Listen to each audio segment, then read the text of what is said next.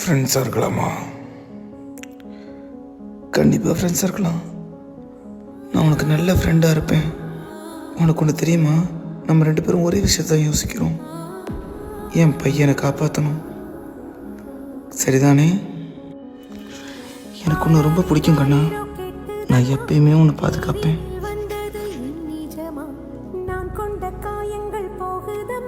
அம்மாங்கிற வார்த்தை ரொம்ப பவர்ஃபுல். அம்மாங்கிற உறவு ரொம்ப பவர்ஃபுல். தான் குழந்தைய பாதுகாக்கிறதுக்காக என்ன வேணால் செய்வாங்க, எந்த எக்ஸ்ட்ரீம் வேணால் போவாங்க. தான் குழந்தை சந்தோஷத்துக்காக தன் வாழ்க்கையிலேயே மிகப்பெரிய தியாகத்தில் செய்வாங்க. அம்மா கடவுளின் பிரதிபலிப்பு.